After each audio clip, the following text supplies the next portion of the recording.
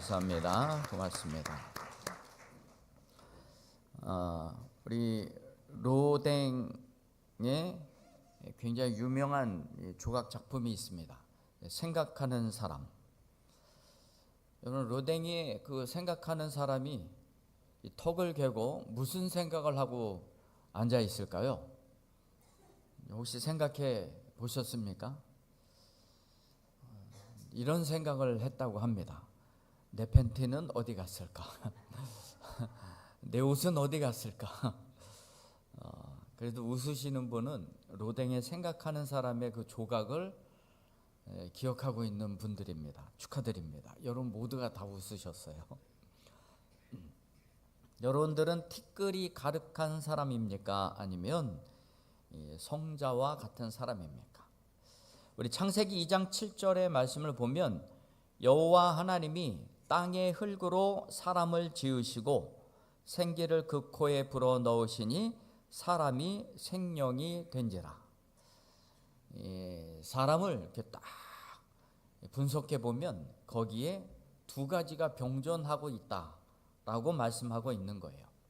땅의 흙으로 사람을 지으시고, 흙이라고 하는 이 단어가 가지고 있는 뜻은요, 좋은 말로 흙이라고 표현했지만 원문의 의미는 티끌입니다. 티끌, 먼지예요. 먼지. 그러니까 우리의 몸은요, 먼지로 구성되어 있는 거예요.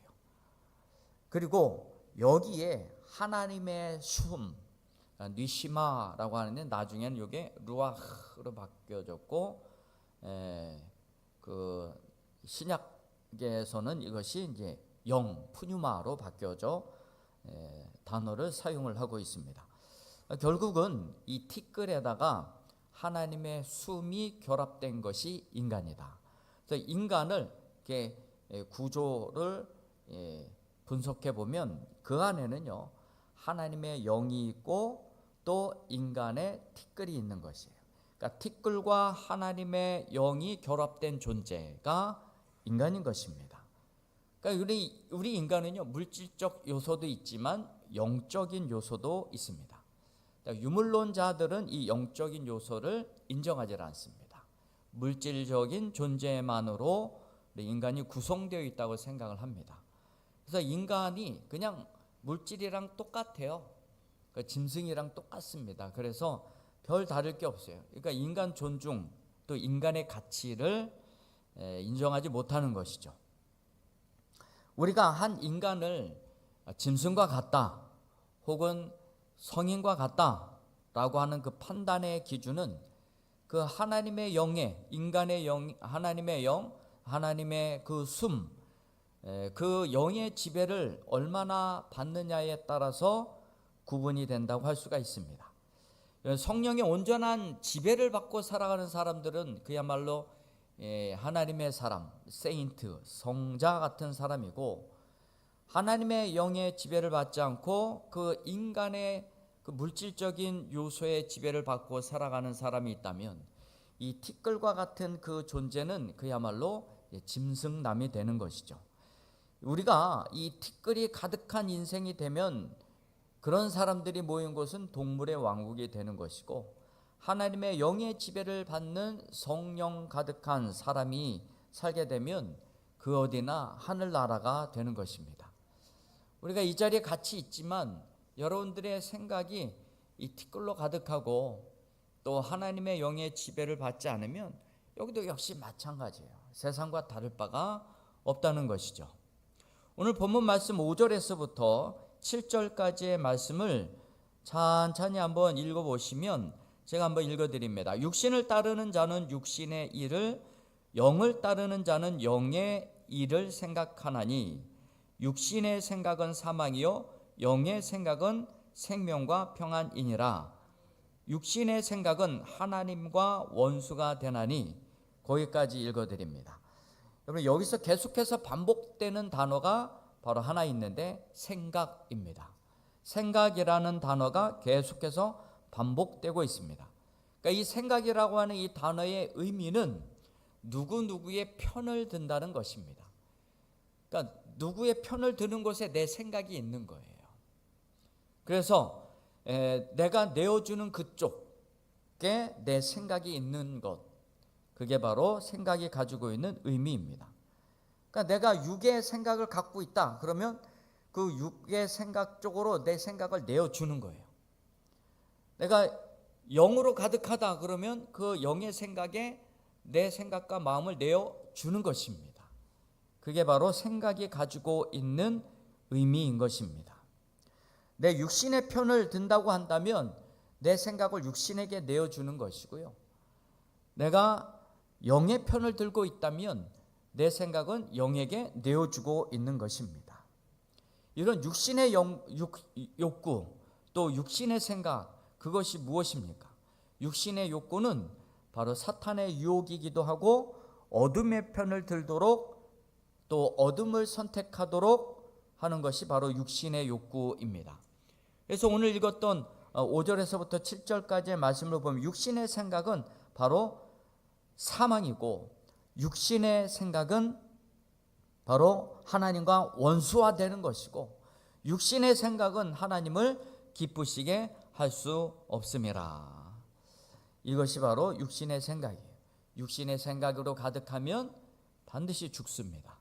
육신의 생각으로 가득하면 하나님과 원수된 자입니다.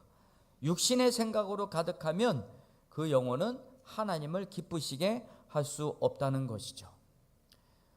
이 괴테의 파우스트 문학 작품을 보게 되면 육신적인 욕심을 추구했던 한 인간의 그 본성이 나중에는 결국은 사탄에게 마귀에게 그 영혼을 팔아버리는 겁니다. 그러니까 생각이 그쪽으로 가는 거예요. 그러다 보니까 육신을 따르고 본성을 추구하는 삶으로 살아가게 된다는 것이죠. 육신의 욕구가 강한 사람은요, 생각하는 것이 좀 달라요. 다르다기보다도 이상해요. 육신의 욕구가 강한 사람은 생각이 참 이상합니다. 육신의 욕구가 강한 사람은요, 이렇게 표현을 해드리겠습니다. 먹을 것만 생각하는 사람이에요. 먹을 것만 생각하는 사람. 그러니까 이제 먹을 것만 생각하고 먹기만 계속 먹으면 배설물도 많아져요. 그래서 육신의 욕구가 강한 사람은요, 제가 이렇게 좀 적절한 단어는 아니지만 이렇게 말씀을 드리고 싶습니다. 육신의 욕구가 강한 사람은 생각하는 것이 다 똥이다. 이런 개똥 철학 같죠? 그렇습니다.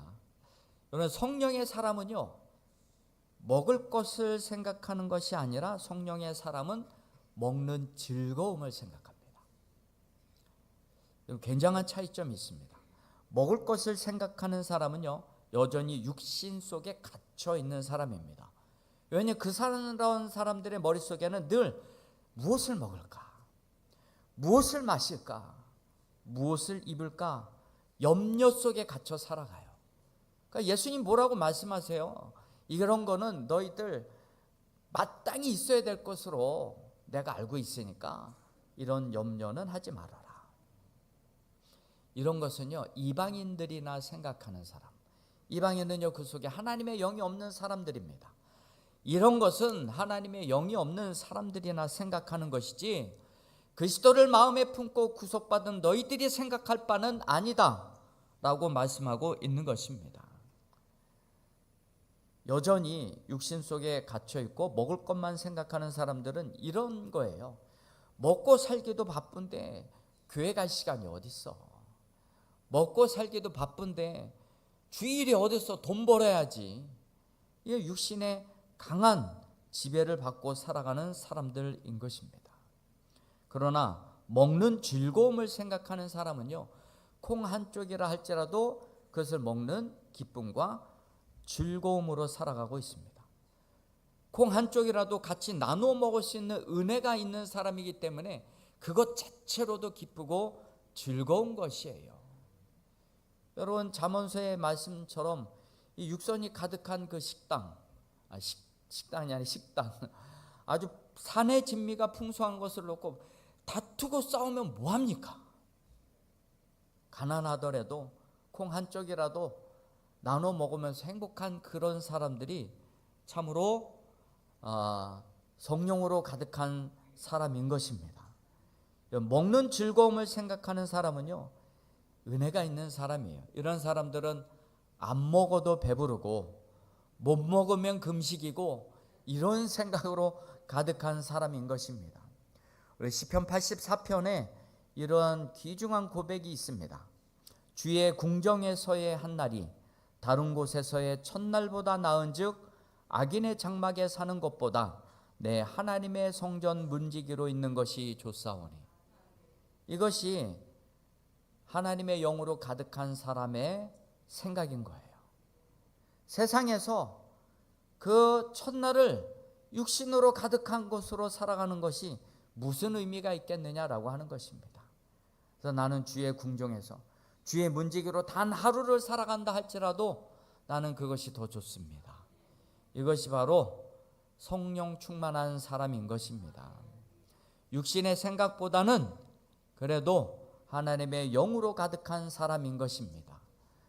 티끌에 묻혀서 사는 사람이 아니라 바로 하나님의 영으로 가득한 사람의 생각인 것입니다. 하나님의 사람은요, 그 생각을 늘 성령께 내놓는 사람입니다.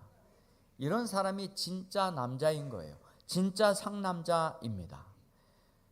여러분, 이 하나님의 사람은요, 그 생각을 성령께 내놓으면 성령의 지배를 받고 살아가게 되는 것입니다. 그래서 그 생각이 늘 성령으로 가득해 있어요. 하나님의 말씀으로 가득한 사람, 이런 사람들이 바로 성령의 사람인 것입니다.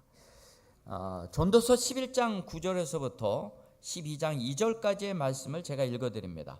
청년이여, 내 어린 때를 즐거워하며 내 청년의 날들을 마음에 기뻐하며 마음에 원하는 길들과 내 눈이 보는 대로 행하라.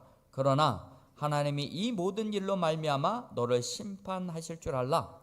육신의 생각 속에 사로잡히고 눈에 보이는 대로 먹고 싶은 대로 이것을 추구하면서 얼마든지 살아보라는 것입니다. 그러나 그것으로 말미암아서 반드시 심판이 이르게 될 것이라 말씀하고 있습니다. 그런즉 근심이 내 마음에서 떠나게 하며 악이 내 몸에서 물러가게 하라.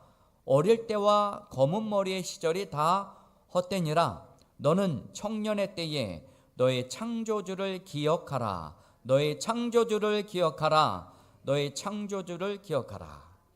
공고한 날이 이르기 전에 아무 낙이 없다고 할 해들이 갑갑기 전에 해와 빛과 달과 별들이 어둡기 전에 비 뒤에 구름이 다시 일어나기 전에 너는 창조주 하나님을 기억하라. 이 기억하다라고 하는 이 단어가 남자가 된다는 뜻입니다. 그러면 진짜 남자는 어떤 사람이냐? 하나님의 말씀에 순종하는 사람, 창조주 하나님을 기억하는 사람, 그 사람이 진짜 남자인 것입니다. 여러분들이 진짜 남자가 되길 원하고 상남자가 되기를 원한다면 근육을 키워가는 것이 아니라 말씀의 근육을 키워나가야 돼요. 영성을 키워나가야 됩니다. 눈에 보이는 대로 사는 것이 아니라 하나님의 관점에서 하나님이 기뻐하시는 대로 살아가는 것, 그런 사람이 진짜 하나님의 사람이고 하나님의 은혜를 입은 자인 것입니다. 하나님을 기억하는 자, 이런 사람이 정말 남자인 것입니다. 하나님을 생각하고 영의 일을 생각하는 사람이 되기를 주님의 이름으로 축원드립니다. 철학자 데카르트는 나는 생각한다, 고로 존재한다, 그런 얘기를 했습니다. 그러니까 여러분은 여러분들의 존재 증명을 어떤 식으로 하고 있습니까? 나야 라고 하는 그 존재 증명, 힘을 할 것이에요? 물론 힘을 가지고 과시하면서 나 이런 사람이야, 얼마든지 할 수가 있어요. 내가 가지고 있는 그 지식과 철학을 가지고 그 얘기를 듣다 보면 어느새 압도당하고, 야, 저 사람 굉장히 똑똑하다, 그렇게 자기 자신을 존재 방식을 증명할 수 있기도 합니다. 또 어떤 사람은 그 권력을 가지고 나야, 나니까 이렇게 할 수가 있어, 그렇게 자기 자신을 증명해 나갈 수 있기도 할 것입니다. 데카르트는 그 자기 자신의 존재 증명 방법을 나는 생각하고 있어요. 아무런 생각 없이 살아가는 사람이 아니라 뭔가를 내가 끊임없이 생각을 하고 있어요. 그러면서 생각하는 것이 내가 존재하고 있구나. 그런 이야기를 하고 있는 것입니다. 여러분, 우리는 그러나 나의 존재의 방법을 내가 생각을 하기는 하지만 무엇을 생각하고 있는가? 내 생각을 어느 쪽에 내어주고 있는가? 나는 어느 편에 서 있는가를 생각하는 방식으로 나를 증명해내야 됩니다. 그러니까 나의 정체성은 내가 과연 하나님의 편을 들고 있는가? 하나님께 내 생각을 내어주고 있는가? 라고 하는 방식으로 나를 증명해내어야 한다는 사실입니다. 하나님의 편에 내 생각을 내어주고 내 생각을 하나님이 주관하시고 다스리도록 내어놓는 것, 이것이 바로 나의 존재다움이라고 하는 것입니다. 생각하는 사람은요, 곧 성령의 사람인 것입니다. 성령의 사람은 어떤 사람이냐? 성령의 사람은 육신의 생각을 하면 안 된다, 이것이 아닙니다. 그러니까 육신의 생각을 하면 안 된다라고 하면은요, 이것은 어느덧 율법적이 돼요. 그래서 어떤 생각을 하냐면 이 생각하면 안 돼, 안 돼, 안 돼. 그러다가 나중에 돼요 이런 식으로 가게 되어 있어요. 그러면 요거는 또 다른 고민을 가져옵니다. 그러면서 내적인 갈등이 또 생겨요.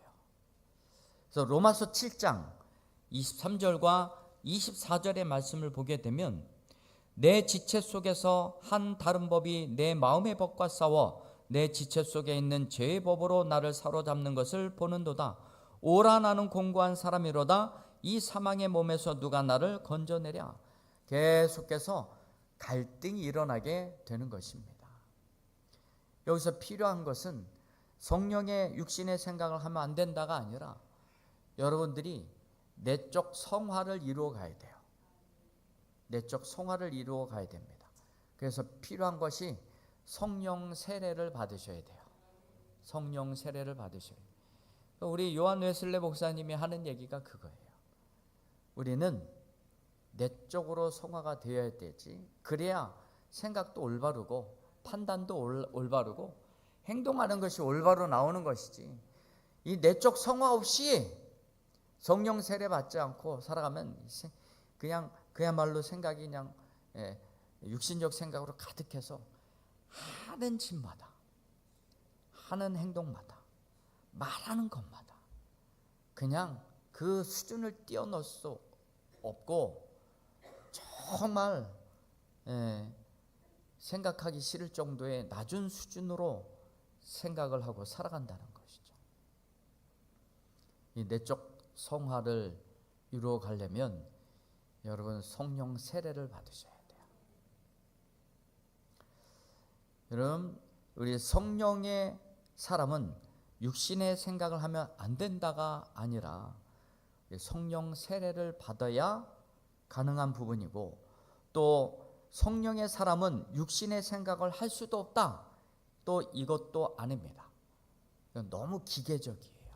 우리에게 자유의지가 빼앗긴 그런 느낌이 들지 않습니까? 이거는 너무나 우리가 따라가기 힘든 모습일 것 같아요. 그런데 성령의 사람은요, 이런 사람이에요. 육신의 생각이 안 드는 사람. 육신의 생각이 그냥 들지를 않아요. 여러분, 이것은 내가 의지적으로 하는 것이 아니라 성령이 내 안에 가득하고 성령께 여러분들의 생각을 내놓으면 이 육신의 생각 자체가 들지를 않습니다. 마치 이런 거예요. 배가 부른 사람이 먹을 것이 생각이 안 나는 것처럼 성령이 충만한 사람은요, 육신의 생각이 들지를 않아요. 자연적인 겁니다. 자연적이에요. 여러분, 이 사자가 사냥을 해서 배부르게 먹고 난 다음에는요, 그 다음 먹을 거리를 갖다 줘도 먹질 않아요. 장난을 칩니다. 장난을 쳐요. 그러니까 우리가 배부른 사람은요, 먹을 것이 생각이 나지 않듯이 성령으로 충만한 사람은 더 이상 육신의 생각 자체가 들지를 않습니다. 그래서 이 7절, 8절, 9절의 말씀이 그 내용이에요. 7절의 말씀을 보면 육신의 생각은 하나님과 원수가 되나니 이는 하나님의 법에 굴복하지 아니할 뿐 아니라 할 수도 없습니다. 육신에 있는 자들은 하나님을 기쁘시게 할 수 없느니라. 만일 너희 속에 하나님의 영이 거하시면 너희가 육신에 있지 아니하고 영에 있나니 누구든지 그리스도의 영이 없으면 그리스도의 사람이 아니라. 그러니까 성령이 내 안에 충만하고 내적 성결을 이루는 사람은요, 그 생각에 육신의 생각이 그냥 들지를 않습니다. 성령이 그 영을 붙들고 있기 때문에 그런 것입니다. 그의 생각을 성령께 내어주게 되면 육신의 생각이 그 영혼을 사로잡을 틈이 없다는 것이죠. 우리 결혼을 안 하고 수행을 하는 그런 부류의 사람들이 있습니다. 종교인들 중에. 그런 사람들은요, 인간의 기본적인 욕구들이 있어요. 근데 그런 욕구들이 들지 않느냐라고 질문을 했을 때에 어느 한 성자는 그런 얘기를 했다고 합니다. 우리가 생각하기를 가장 많이 드는 생각이 무엇이냐라고 물어봤을 때에 성욕이 아니겠습니까? 이렇게 대답을 할 줄 알았는데 여러분, 그 생각은요 전혀 들지를 않는데요.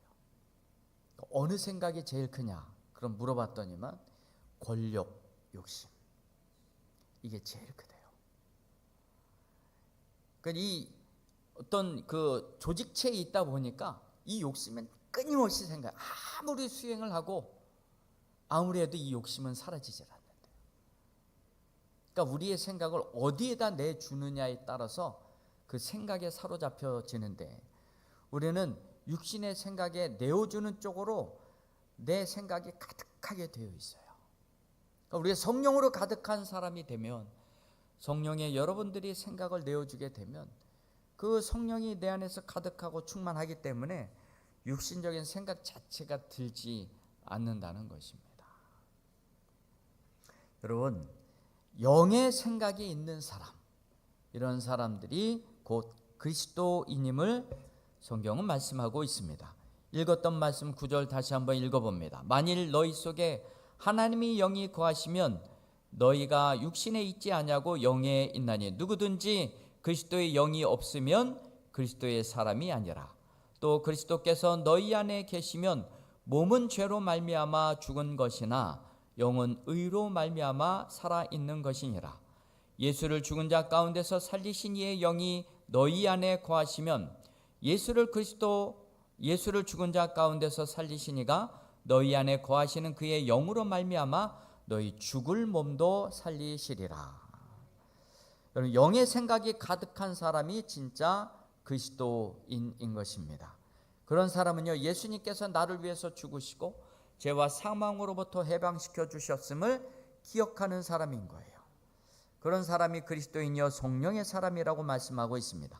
고린도전서 12장 3절의 말씀을 보면 성령이 아니고서는 누구든지 예수를 주라 시인할 수가 없다. 성령의 사람이 비로소 예수를 주라 시인하고, 예수를 주라 시인한다는 것은 예수님이 나의 주인인 것이에요. 예수님이 나의 구주시라고 하는 것입니다. 그래서 주인이신 예수님이 말씀하시고 우리를 위해서 행하신 일들에 따라서 살아갈 수 있다는 것입니다. 육신의 일을 모색할 생각이 들지 않는 사람, 성령으로 가득한 사람, 예수 안에 있는 사람입니다. 여러분, 우리가 육신의 일로 가득한 사람은 그야말로 이 티끌이 가득한 사람이고 먼지 속에 뒹구는 사람입니다. 그러나 성령으로 가득한 사람은 주님과 동행하는 사람이고, 또 성령의 지배를 받아서 그들이 살아가는 것은 어디든지 동물의 왕국이 아닌 하나님의 나라에서 살아가는 사람들인 줄 믿습니다. 오늘은 성령 강림 주일입니다. 여러분, 성령 강림 주일에 여러분 성령의 임재를 통해서 회복하고 갖고 싶어하는 것이 무엇입니까?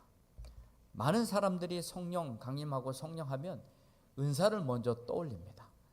뭔가 은사를 받고 또 권세를 받고 무슨 다른 사람이 갖지 아니한 그런 은사를 받아서 자기 자신을 드러내고 싶어하는 이런 사람들도 많아요.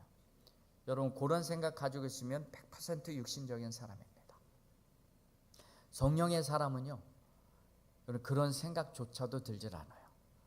하나님이 무슨 은사를 주든지 그것을 가지고 헌신할 생각을 하게 하고 교회를 통해서 그가 가진 것을 통해서 봉사하게 할 마음을 갖게 하지, 은사 위에 어떤 은사가 있는 줄 알고 그것을 가지고 무슨 행사를 영향력을 행사하려고 한다. 그건 벌써 육신적인 생각으로 가득한 사람입니다. 그런 사람에게는 아예 은사 자체도 임하지 않습니다. 그런 성령이 가득한 사람은요, 하나님과 함께하는 사람이고 주님의 호흡을 받는 사람이기 때문에 육신적인 생각을 가질 수가 없을 뿐더러 하나님과 늘 함께하는 심령들은 하나님을 기쁘시게 할 수 있는 삶을 살아가게 된다는 것입니다. 여러분 이 성령 충만의 의미가 여러분들에게 이 시간 새롭게 다가오기를 소망합니다. 그래서 성령 세례를 받으시고 또 내면의 성화를 이루어 하나님이 기뻐하시는 사람으로 살아갈 수 있게 되기를, 정말 생각 있는 사람이 될 수 있게 되기를 주님의 이름으로 축원드립니다. 기도하겠습니다. 우리 함께 말씀 기억하시며